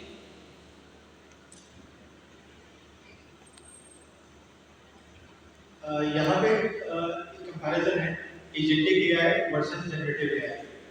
तो इसमें अगर आप देखिए तो एजेंटिक एआई के अंदर जो है परफॉर्म टास्क एनोनिमसली, और अगर वही चीज अगर आप देखें जनरेटिव एआई के अंदर तो इट्स रिक्वायर्स ह्यूमन इंटरवेंशन। तो अगर हम जेनेटिव की पहली बात करते हैं तो जेनेटिव एआई के अंदर क्या है कि उसको ट्रिगर करने के लिए, उसको स्टार्ट करने के लिए या उससे कोई चीज़ परफॉर्म करने के लिए एक ह्यूमन इंटरवेंशन की ज़रूरत है कि वो खुद से स्टार्ट नहीं होगा। चैट आप ओपन कर देंगे कभी आपको उससे जवाब देगा, तो आपको इनिशिएट करना पड़ेगा। आप उससे कोई सवाल पूछेंगे तो आप उससे जवाब देंगे। जबकि एजेंटिक के अंदर क्या होता है कि एजेंट बेसिकली जब हम एजेंटिक की बात करते हैं तो एजेंटिक नॉर्मली क्या होता है कि उसका कोई स्पेसिफाइड फंक्शन होता है, वो मतलब बिल्कुल जेनेरिक नहीं हो सकता है। हाँ, मल्टी फंक्शन जरूर परफॉर्म कर सकता है कि एक एजेंट 2 काम कर सकता है, 4 कर सकता है, 10 कर सकता है, बट ऐसे नहीं हो सकता कि एक एजेंट दुनिया भर के काम करे। तो एजेंट को हम बेसिकली बनाते हैं किसी स्पेसिफिक जॉब के लिए। तो जब आपने उसको स्पेसिफिक जॉब के लिए बना दिया तो अब आप उसको पता है कि उसको क्या काम करना है, तो अब आप उसको बेसिकली आपको उसको ना ट्रिगर करना पड़ता है, चलाना पड़ता है। एट सम टाइम उसको कभी कभार डिपेंडिंग अपॉन योर रिक्वायरमेंट के फॉर एग्जांपल कि एक रूम है, उसके अंदर आपके पास डिफरेंट डिवाइसेस हैं, जिसके अंदर आपका फैन है, एसी है, आपका एग्जॉस्ट है। अब लेट से इस रूम को कंट्रोल करने के लिए आपने एक एजेंट बना दिया। अब एजेंट को पता है कि उसने क्या करना है, तो अब एजेंट्स के पास जो बेसिकली इनपुट्स आ रही है वो ह्यूमन से नहीं आ रही, उसके पास सराउंडिंग से आ रही है। तो सराउंडिंग से आ रही है तो उसके पास डिफरेंट सेंसर्स हैं जो कि चीज़ें सेंस कर रहे हैं। तो जैसे ही उसको लगेगा कि टेम्परेचर राइज हो रहा है तो वो फैन ऑन कर देगा, फिर देखेगा फैन से काम नहीं चल रहा तो एसी ऑन कर देगा, अगर ह्यूमिडिटी बढ़ रही है तो एग्जॉस्ट ऑन कर देगा। तो बेसिकली एजेंट्स जो है वो एक ऑटोनोमसली काम कर रहे होते हैं, उसको बेसिकली आपको एज सच ह्यूमन इंटरवेंशन की रिक्वायरमेंट ज़्यादा नहीं होती। लेकिन जब आप जनरेटिव एआई की बात कर रहे हैं तो आप उससे कहेंगे मुझे ये जनरेट करके दो, मुझे टेक्स्ट जनरेट करके दो, पिक्चर जनरेट करके दो, तो तब आपके ऊपर रिस्पॉन्ड कर रहा है। इसी तरह अगर जनरेटिव एआई की बात करें तो सेकंड पॉइंट है can only respond when given a prompt. जो मैं आपको बात बता चुका हूं कि जब आप उसको प्रॉम्प्ट देंगे तो उसके ऊपर आपको रिस्पॉन्ड करेगा। जबकि एजेंटिक एआई क्या करता है कि analyse data to make informed decision. वही बात आ गई कि बेसिकली वो डेटा एनालाइज करता है। अब डेटा की इनपुट की कुछ भी फॉर्म हो सकती है, वो एक स्ट्रीम है, एक डेटा है, कहीं से आ रहा है डेटा, वो भी हो सकता है, किसी सेंसर से डेटा भी आ सकता है, ह्यूमन भी उसको डेटा दे सकता है। तो उसके बाद जो भी सोर्स है डेटा का, जैसे ही उसको डेटा मिलेगा तो बेसिकली उसके ऊपर उसको एक्ट करना, उसके ऊपर एक्ट करना शुरू कर देगा। जनरेटिव एआई की बात करें तो better option for content creation, क्योंकि उसके नाम से भी जाहिर है बेसिकली ये बनाया ही कंटेंट जनरेशन के लिए, कुछ जनरेट करने के लिए बनाया गया। और एजेंटिक एआई की बात करें तो इसके अंदर है can tailor its technology to fit at tools. तो अगेन बात ये है कि एजेंटिक एआई के अंदर बेसिकली आप मल्टीपल टेक्नोलॉजीज जिसके अंदर, जिसको आप एक हाइब्रिड सॉल्यूशन भी कह सकते हैं, वो मौजूद है। इसके अंदर आपने किसी वेब स्क्रैपिंग करनी है तो उसका आपने एक टूल बनाया हुआ है, उसके अंदर आपने डेटाबेस से डेटा रिट्रीव करना है तो उसका एक टूल मौजूद है, उसके अंदर आपने किसी और सिस्टम से डेटा एक्वायर करना है, किसी और लाइब्रेरी से डेटा एक्वायर करना है, किसी और डेटाबेस से एक्वायर करना है तो वो भी कर सकता है। तो इसके अंदर मल्टीपल टेक्नोलॉजीज है, मल्टीपल टूल्स हैं। इसको हमने इस केपेबल बना दिया है कि इसको हमने ये बता दिया कि ये टूल इस काम के लिए, ये टूल इस काम के लिए, ये टूल इस काम के लिए। तो डिपेंडिंग अपॉन द सिचुएशन ये खुद इस चीज़ का डिसीजन लेगा कि मैंने किस टूल को कॉल करना है। उस टूल को कॉल करके काम करेगा, वहाँ से डेटा रिट्रीव करेगा। जब डेटा रिट्रीव कर लेगा तो अब इसको पता है कि अब अगेन फिर बात आ जाती है कि डेटा किस तरह का आ रहा है। लेट्स से वैल्यूज पॉजिटिव आ रही है, नेगेटिव आ रही है, इन फेवर आ रही है, ये फेवर में नहीं आ रही, तो अगेन फिर उसके ऊपर ये डिसीजन लेगा कि अब मैंने क्या करना है। तो अगर हम ये देखें तो एजेंटिक के अंदर बेसिकली हमने उसको एक पर्पसफुल हमने एक चीज़ बनाई है जिसके हमने कुछ स्पेसिफिक टास्क डिफाइन कर दिए हैं। जरूरी नहीं कोई एक टास्क परफॉर्म करे, मल्टी टास्क भी परफॉर्म कर सकता है डिपेंडिंग अपॉन आवर रिक्वायरमेंट। जबकि जनरेटिव एआई की बात करें तो उसमें बेसिकली हम उसको जो कहेंगे वो जनरेट करके दे देगा। पिक्चर कहेंगे, टेक्स्ट कहेंगे, वीडियो कहेंगे, क्योंकि एज पर आवर रिक्वायरमेंट हम उससे चीज़ें जनरेट करवा सकते हैं।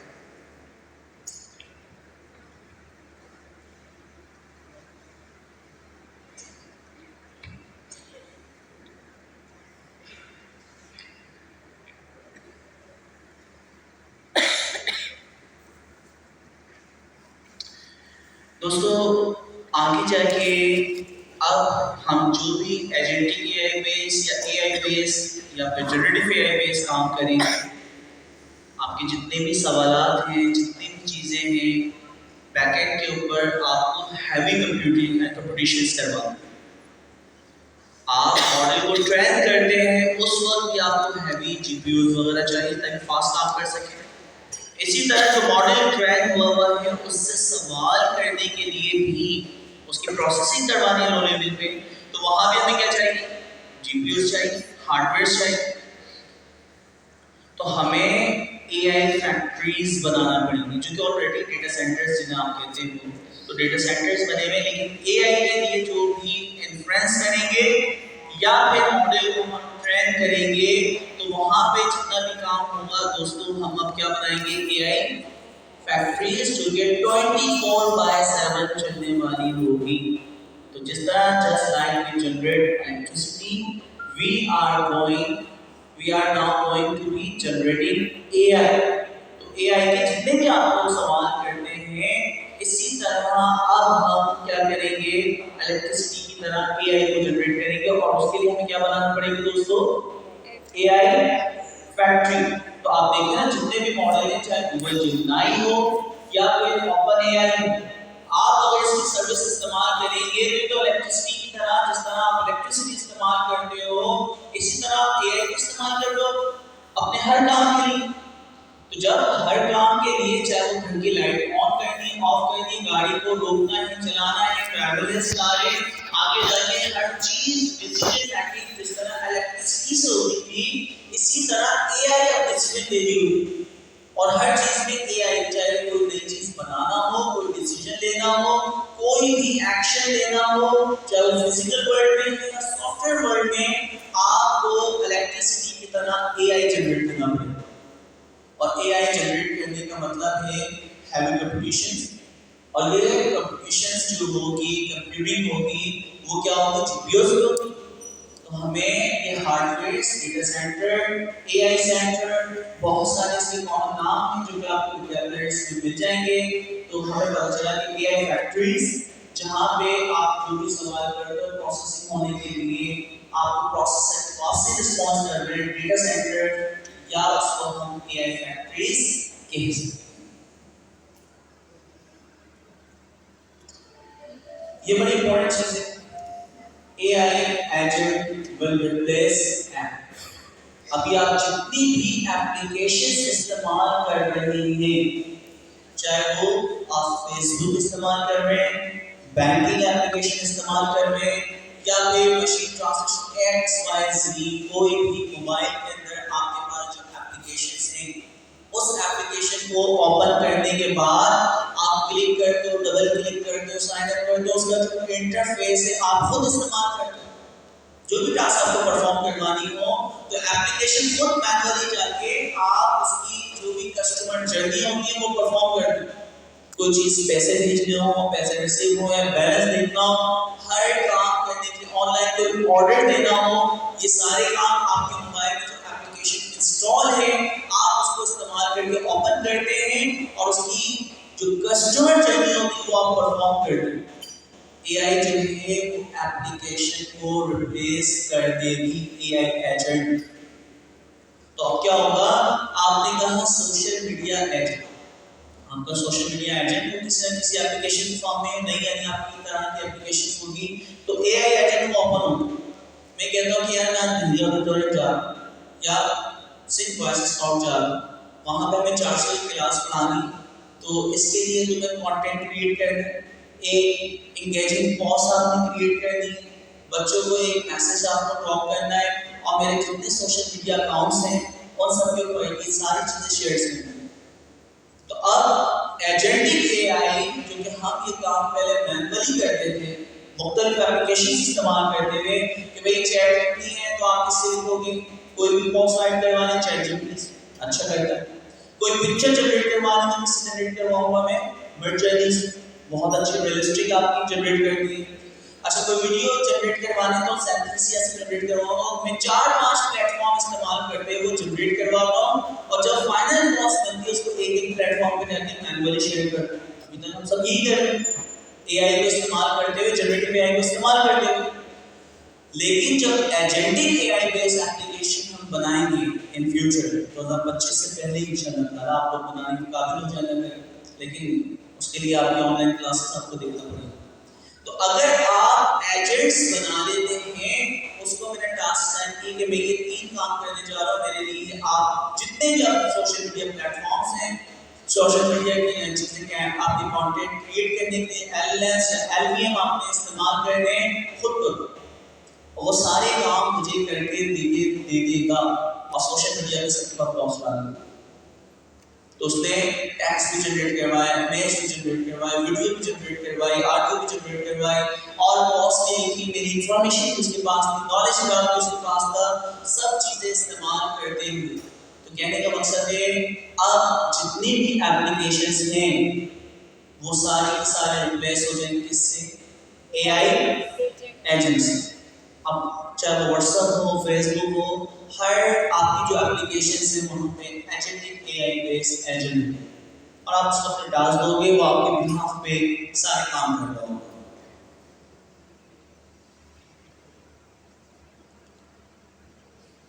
ये बड़ी इंपॉर्टेंट चीज़ है। तो शहजाद भाई ये टूल कॉलिंग, फंक्शन कॉलिंग ये क्या बना है और इसका ताल्लुक एजेंटिक AI के साथ क्या है? Tool calling is basically like कि हम जिसको हम एजेंट कह रहे हैं, जिस एजेंट को हम समझने की कोशिश कर रहे हैं, तो बेसिकली अगर हम नॉर्मल बात करें LLM की या नॉर्मल हम जनरेटिव AI की बात करें, तो हम उससे कुछ सवाल पूछते हैं, वो हमें अपने based on the train data या based on the available data वो हमें उसमें से आंसर निकाल के जनरेट करके हमें दे देता है। बट बात ये है कि हमारी रिक्वायरमेंट थोड़ी इससे आगे भी चली गई कि हमारी रिक्वायरमेंट से अगर हम कॉर्पोरेट की बात करें तो किसी कॉर्पोरेट या किसी ऑर्गेनाइजेशन के अंदर तो जो काम हो रहे होते हैं तो वो तो उससे कॉर्पोरेट से स्पेसिफिक होते हैं, उस इंडस्ट्री से स्पेसिफिक होते हैं। तो लेट्स से मेरी कंपनी XYZ है, तो उसके अंदर एक कोई मुझे वो काम करना है या डेटा रिट्रीव करना है, तो वो तो AI के पास नहीं है, वो तो ChatGPT के पास नहीं है। तो अब मुझे क्या करना पड़ेगा? लेट्स से मेरे पास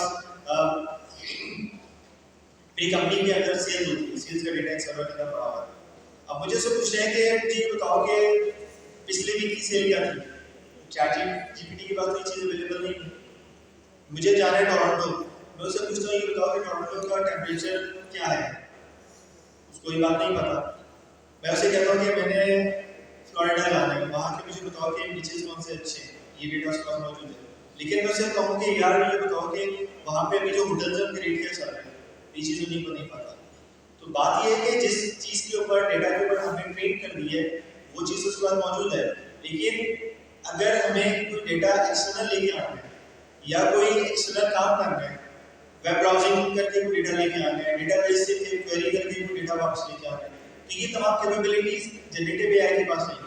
तो जब हम एजेंट्स की बात करते हैं तो एजेंट को हम इक्विप कर देते हैं विद सम टूल्स। टूल्स किस लिए यूज होते हैं? स्पेसिफिक टास्क करने के लिए कोई स्पेसिफिक इक्विपमेंट होता है, उसको टूल कहते हैं, उसी पे हम उसका हथियार कहते हैं। ठीक है, तो हम क्या करते हैं कि एजेंट्स को इक्विप कर देते हैं स्पेसिफिक टूल्स के साथ। टूल्स को आप फंक्शंस भी कह सकते हैं। फॉर एग्जांपल कि मेरे पास एक मैथमेटिकल फॉर्मूला है या एक मैथमेटिकल लॉजिक है जो कि मेरे डोमेन की स्पेसिफिक है, जो कि मैं यूज करता हूँ, कोई और यूज नहीं करता। तो बात ये है कि अब मुझे उस फॉर्मूले को यूज करके कुछ काम करना है, तो अब जनरेटिव AI तो नहीं कर सकता। तो मैं क्या करूँगा, एक फंक्शन लिखूंगा, उस फंक्शन के अंदर वो लॉजिक या वो फॉर्मूला लिखूंगा जिससे मुझे वो कैलकुलेशन करके रिजल्ट चाहिए, और फिर मैं अपने एजेंट को बता दूंगा ये मेरा एक फंक्शन है, और फिर बता दूंगा इस फंक्शन का ये काम है। तो अब क्या होगा कि जब भी उससे मैं कोई जेनेरिक काम परफॉर्म करूंगा तो वो खुद करके ले आएगा। जब डेटा रिट्रीवल की बात होती है तो वो मेरे फंक्शन को यूज नहीं करेगा। लेकिन जब उसको लगेगा कि ऐसा काम है जो मैं नहीं कर सकता, जब लेकिन मुझे बताया गया है कि ये काम करने के लिए ये फंक्शन यूज करना है, तो वो उस फंक्शन को यूटिलाइज करेगा या उस टूल को यूज करेगा। तो दीज आर द टूल्स, या इनको हम टूल्स भी कहते हैं, फंक्शन भी कहते हैं। फंक्शन आपके पास एक नैरो टर्म है, टूल्स एक ब्रॉडर स्पेक्ट्रम के अंदर बात करते हैं कि टूल्स के अंदर हमारे पास बहुत सारी चीजें आती हैं। फंक्शंस के अंदर एक रिटन कोड और लाइन ऑफ कोड है जिसमें हमने कोड लिखा हुआ है, कोड एग्जीक्यूट हो जाता है। लेकिन जब हम बात करते हैं टूल्स की, तो टूल्स के अंदर फिर हमारे पास वेब ब्राउजिंग भी आ जाती है, किसी डेटाबेस से क्वेरी भी आ जाती है, इसी तरह किसी IoT डिवाइस से डेटा रिट्रीवल भी आ जाता है। तो इसकी एक छोटी सी आपको एग्जांपल तो जो कि यहाँ पे नीचे लिखी हुई है कि फॉर एग्जांपल मैंने एक वेकेशन में जाना है, मैंने अपना ट्रिप जो है वो अरेंज करना है। अब इसके अंदर क्या चीज़ है? इसके अंदर मेरे पास टिकटिंग है, इसके अंदर मेरे पास जो होटल है उसकी बुकिंग है, और उसके अलावा अगर वहाँ जाके मैंने कोई स्पेसिफिक एक्टिविटी करनी है तो वो उसके टिकट्स भी शामिल हैं। ठीक है, फॉर एग्जांपल मैं जाना चाह रहा हूँ स्विट्जरलैंड, ठीक है, या फॉर एग्जांपल मैं इजिप्ट जाना चाह रहा हूँ, ठीक है। अब इजिप्ट में क्यों जा रहा हूँ? इजिप्ट में इसलिए जा रहा हूँ कि वहाँ जाके मैं इससे पीछे से जा सकूँ, वहाँ जाके जो म्यूजियम है उसको मैं विजिट कर सकूँ, और उसके अलावा भी कुछ और एक्सरसाइज एक्टिविटीज जो मैं करना चाह रहा हूँ। अब इसके अंदर सबसे पहली बात तो ये है कि मुझे टिकट बुक करवाना है और फिर मुझे होटल बुक करना है। अगर मैं होटल पहले बुक करवा लूँ, टिकट का मुझे सीट नहीं मिले, बाकी मेरा लॉस है। इसी तरह अगर मैं टिकट बुक करा लूँ और मुझे डेट्स की होटल ना मिले तो मेरी लॉस है। इसी तरह अगर मैं टिकट बुक करा लूँ और होटल भी बुक करवा लूँ, वहाँ जाके जिस दिन मैं पहुँचूँ, मैंने प्लान किया हो म्यूजियम जाने का, म्यूजियम उस दिन बंद हो, फिर मेरी प्रॉब्लम है। या उस दिन की टिकट अवेलेबल ना हो तो प्रॉब्लम है। या मैं चाह रहा हूँ कि यार मुझे म्यूजियम की टिकट बहुत हाई है, तो इन डेज के अंदर वेडनेसडे को सस्ती मिलती है, तो मुझे सस्ती टिकट चाहिए। तो ये तमाम चीज़ें हैं कि जो कि एक अलग-अलग बिल्कुल चीज़ है, ये आपस में इंटरलिंक एज सच किसी एक डेटाबेस में नहीं है। तो मैं उसे कहता हूँ, मेरा एक एजेंट है जो मेरा प्लान जो मेरा ट्रिप अरेंज कर रहा है, उसे कहता हूँ कि मैंने इजिप्ट जाना है और मुझे जाके वहाँ पे ये एक्टिविटीज परफॉर्म करनी है। तो पहले टिकट देखेगा, मुझे मिल गया टिकट, इस दिन का सस्ता टिकट है, उसने टिकट मेरा अपनी लिस्ट के अंदर डाल दिया कि इस दिन का टिकट है। अब वो देखेगा उस दिन का होटल अवेलेबल है नहीं है, वो जाके होटल्स की डेटाबेस या जो भी होटल्स की एपीआईज है या जो भी लिंक्स है वहाँ से जाके होटल्स की इन्फॉर्मेशन लेके आएगा। अगर उस दिन का होटल मिल जाता है तो इसका मतलब है कि जिसकी इन्फॉर्मेशन थी उसको कहेगा ये वैलिड है, टिकट भी आपका जेट का हो गया, होटल भी मिल गया। लेकिन होटल नहीं मिला तो फिर देखेगा होटल की जेट का मिल रहा है। अब जिस जेट का होटल मिल रहा है फिर क्या करेगा, टिकट उस दिन की ढूंढेगा। अब टिकट मिल गई, चेक कर ली, उसके बाद मैंने एक्टिविटी का परफॉर्म करनी है, मैंने म्यूजियम जाना है। अब म्यूजियम का जो टिकट है उसके रेट हाई है या उस दिन के टिकट सारे बुक हो चुके हैं, तो फिर अगेन वो फिर वो दोबारा फिर रिविजिट करेगा, फिर देखेगा कि उस दिन की टिकट, फिर अपने दिन की टिकट मिले और दिन के होटल मिले जाके सारे। तो बेसिकली हमारे पास जो एजेंट है वो हमारे पास मल्टी फंक्शन मल्टी कॉलिंग और यूटिलाइजेशन एप्लीकेशन हमने बना ली, जो कि बेसिकली हमारे पास यूजिंग द एआई मेरे मल्टीपल काम परफॉर्म करता है। मैं उससे और फिर अगेन बात ये है कि मैं उससे कॉरेस्पॉन्ड कर रहा हूँ नेचुरल लैंग्वेज में, और ये सारे काम करेंगे अगेन मुझे फिर ट्रांसफॉर्म करके मुझे नेचुरल लैंग्वेज में जवाब दे रहा है कि ये आपका प्रॉब्लम था, मैंने ये सारे काम परफॉर्म कर लिए और ये फिर मुझे सिंपल मेरी ज़बान में जवाब देके मेरी प्रॉब्लम का सलूशन देगा। ओके, अच्छा इसको ना एक डायग्राम बना के कोशिश करता हूँ मैं आपको याद रह जाए। देखिए दोस्तों, एजेंट की अगर हम बात करते हैं, कंसीडर करते हैं ये एक एजेंट है, तो मुझे ह्यूमन सैंपल मिलता है तो मैं वो करता हूँ। एजेंट के पास एक दिमाग है,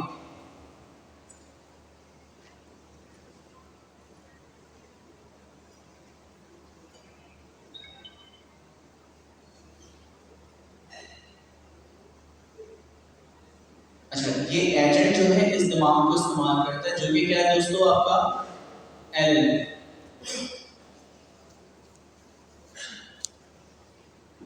एलएलएम लार्ज लैंग्वेज मॉडल, तो ये दिमाग के तौर पे इस्तेमाल करता है। अच्छा ये आपके पास क्या है, एजेंट। अच्छा तो दिमाग जो भी यानी सवाल है प्रोसेस करना है, सोचना है, डिसीजन देना, वो दिमाग की मदद से होता है। और एजेंट के पास अपने टूल्स हैं, ये जो टूल्स हैं दोस्तों ये बेतहाशा। टूल्स क्या क्या है, टूल्स कॉलिंग को कह रहे हैं टूल्स। टूल्स का मतलब है ऐसी चीज जो एजेंट के पास अभी नहीं है, जिसके ऊपर रिसर्च करना पड़े। ऐसे इंफॉर्मेशन मैं कहता हूँ कि भाई आपके दोस्त के वालिद का नाम क्या है या उनकी वालिदा का नाम क्या है, या कोई भी यानी ऐसी चीज जो कि आपके दोस्त से वैलिड है, तो आप अपने दोस्त से पूछ के बता सकते हो। तो इसी तरह आप एजेंट है, आपके पास अपना दिमाग है, लेकिन कोई इंफॉर्मेशन आपके पास अगर नहीं है तो आप कोई ना कोई टूल इस्तेमाल करेंगे। तो वो जो टूल्स हैं वो क्या क्या हो सकते हैं, ये टूल्स हम देखते हैं कि भाई वो टूल आपका क्या हो सकता है। सबसे पहले सर्च,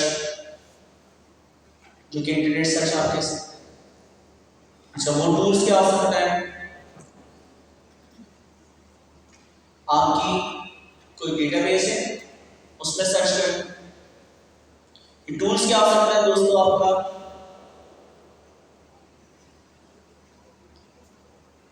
वेक्टर सर्च। अच्छा, सिर्फ सर्च की बात नहीं, और भी बेतहाशा चीजें हो सकती हैं। सेफ डेटा इन एक्सटर्नल सोर्स। तो कहने का मकसद ये है कि ये जो आपके पास टूल्स हैं, टूल्स में कोई भी बनी हुई पहले से एप्लीकेशन सॉफ्टवेयर हो सकता है आप करते हैं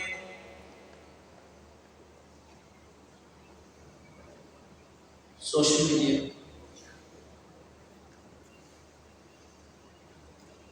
तो आपके सोशल मीडिया के जो भी एक्सेस हैं उसके ऊपर कोई पॉज करना, राइट करना। टूल्स का मतलब क्या है कि ऐसी कोई भी एक्सटर्नल रिसोर्सेज जो कि सॉफ्टवेयर पहले से बने हुए हैं उसको एजेंट इस्तेमाल करे। तो एजेंट उसको इस्तेमाल करने के लिए जो भी टेक्निक इस्तेमाल करता है वो आपकी कहलाती है टूल कॉलिंग। तो एजेंट के पास दिमाग है, एलएलएम, दुनिया का सबसे बेस्ट एलएलएम हम इसको कौन सा दे सकते हैं इस वक्त? ओवन। तो ओवन के साथ कनेक्ट है, इसको कोई भी एडिशनल इंफॉर्मेशन चाहिए तो यहाँ से ले सकते हैं। अच्छा, इसमें जिस तरह इंसान जितने काम करता है वो याद रखते हैं, तो याद रखने के लिए इसके पास क्या होना चाहिए? क्या होना चाहिए दोस्तों? मेमोरी। ये मेमोरी जो है कोई भी मेमोरी हो सकती है, ये मेमोरी कोई भी हो सकती है। वो मेमोरी क्या होगी? एजेंट इस मेमोरी को इस्तेमाल करेगा। तो हमारे पास जो भी मेमोरी हम सोच रहे थे वो कौन सी दोस्तों? GQL ना, नॉलेज ग्राफ।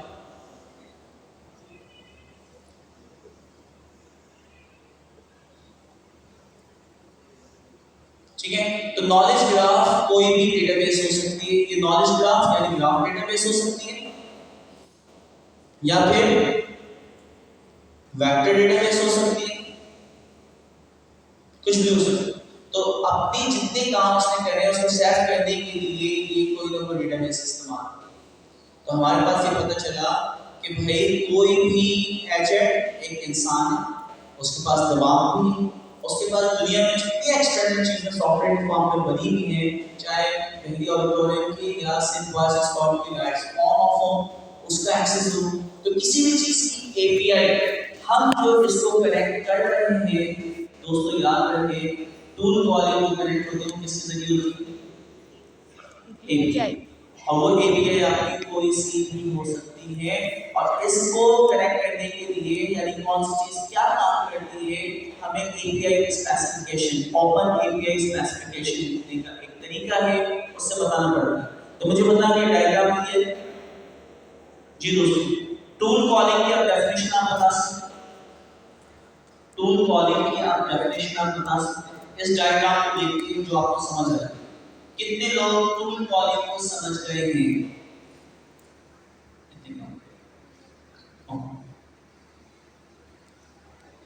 एक तरह दोबारा रिपीट करते हैं, एजेंट एक वर्चुअल मीडिया।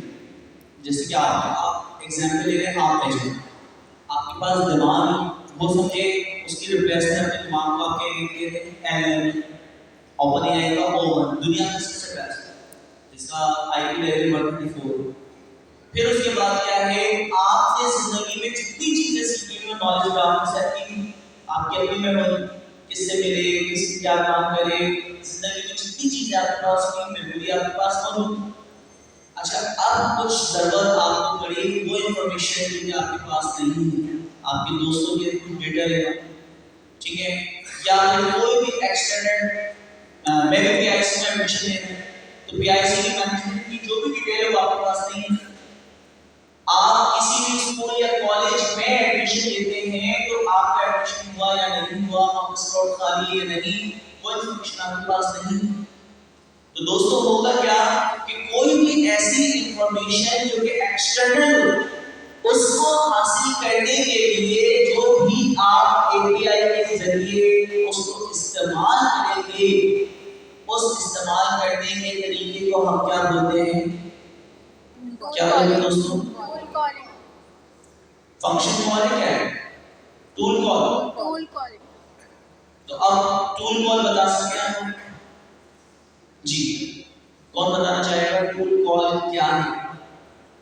इस डायग्राम को देखिए, इसका तो यार ठीक है, आपके पास जो इंफॉर्मेशन नहीं है, एडिट के पास जो इंफॉर्मेशन नहीं है, उस इंफॉर्मेशन को हासिल करने के लिए जो भी आप रिसोर्स इस्तेमाल करेंगे वो क्या होगा? टूल होगा। ठीक है, आपके पास फॉर एग्जांपल कैसे मैं आपको एग्जांपल दूं, ओके, हमें किसी से सदर पाकिस्तान चले आज चलो जो पुराने मूवीज हैं, तो अगर आपको सदर पाकिस्तान से मिलना हो तो आप डायरेक्टली मिल सकते हो, तो कोई ना कोई टूल कॉल तो प्रोटोकॉल होगा, आपने एप्लीकेशन के लिए उनके अपॉइंटमेंट लेना होगा, फिर वो अगर उसको अप्रूव कर दे तो आप उससे मिल सकते हो। ठीक है, तो कोई भी शख्स जिससे आपको मिलना हो, कोई काम करवाना हो, एक्सटर्नल जो आपसे हटके दूसरे लोगों से काम करवाना, दूसरे सिस्टम से कनेक्ट होना, कोई भी काम करवाने के लिए जो एक्सटर्नल टूल्स आप इस्तेमाल करते हैं वो क्या कहलाते हैं? टूल। ठीक है, और कोई एग्जांपल आपके सामने आ रही है, फॉर एग्जांपल एंडूज आपको जाना और वहाँ पे आपने मालूम करना है कि डाइनिंग के लिए प्लेस खानी है 500 लोगों की, तो क्या करेंगे? आप डायरेक्ट तो नहीं पहुँचेंगे, पहले कॉल करेंगे, कॉल करके उससे पूछेंगे कि आपके पास कोई प्लेस है भी या नहीं, कि 500 लोगों को आप एंटरटेन कर सकते हैं या नहीं। तो वो कॉल करके मालूम करने का जो तरीका है उसके लिए क्या करोगे? Tool call.